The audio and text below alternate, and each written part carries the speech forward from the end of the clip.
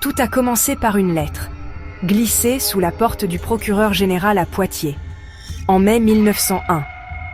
La lettre accusait l'estimée famille Monnier d'avoir emprisonné leur fille, Blanche, pendant 25 ans.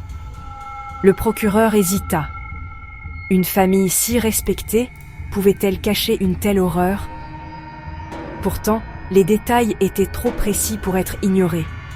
Il se souvenait de Blanche, jadis la beauté de la ville, qui avait mystérieusement disparu. Poussé par le devoir, il envoya la police au domicile des Monnier. Les Monnier nièrent tout, leur indignation masquant à peine leur peur.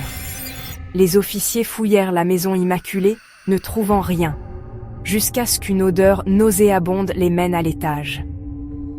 Au bout d'un couloir sombre, une porte verrouillée attendait. Les doutes des officiers se transformèrent en effroi à mesure que l'odeur s'intensifiait. Ils forcèrent la porte, se préparant à la vérité. Ce qu'ils découvrirent allait choquer toute la France. La porte s'ouvrit sur l'obscurité et une vague de putréfaction. La lumière du soleil révéla un cauchemar, saleté, rats, et une femme squelettique sur un lit en décomposition. C'était Blanche Monnier, nue, émaciée et terrifiée par la lumière. Elle ne pesait que 25 kg, incapable de parler, gémissant comme un animal blessé. Les officiers l'enveloppèrent dans une couverture, stupéfaits par la cruauté cachée derrière la façade des Monnier. Blanche fut transportée d'urgence à l'hôpital, son histoire provoquant l'indignation à travers Poitiers. Madame Monnier resta impassible, Marcel calculant sa défense. Les preuves étaient indéniables. Blanche avait été emmurée pendant des décennies. Le secret de la famille Monnier était désormais un scandale national. Le monde exigeait de savoir comment cela avait-il pu arriver.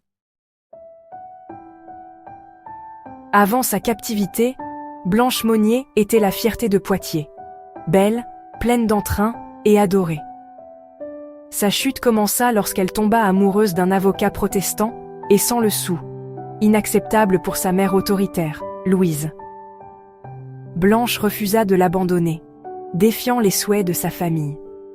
En représailles, Madame Monnier et son fils Marcel enfermèrent Blanche dans une petite pièce à l'étage, exigeant qu'elle renonce à son amour. Les jours de confinement se transformèrent en années. Même après la mort de son amant, Blanche resta emprisonnée. Son existence effacée pour protéger la réputation de la famille. Les Monnier maintenaient leur statut social, assistant à l'église et aux fêtes, tandis que Blanche s'éteignait dans l'obscurité à l'étage. Leur secret devint trop monstrueux pour être révélé. La volonté de Blanche était inébranlable, mais son monde se réduisit à une seule pièce verrouillée. La fierté de la famille devint sa prison. La nouvelle du calvaire de Blanche horrifia la France. Les Monnier furent arrêtés, Madame Monnier mourut avant le procès, Marcel fit face à la cour seul. Marcel fut condamné, mais acquitté plus tard pour un vice de forme. Il affirma que Blanche aurait pu partir à tout moment. Le public était indigné, mais la loi ne parvint pas à le tenir responsable. Blanche, libérée mais brisée, passa ses dernières années dans un hôpital psychiatrique. Elle ne se remit jamais de son épreuve, son esprit brisé par des décennies d'isolement.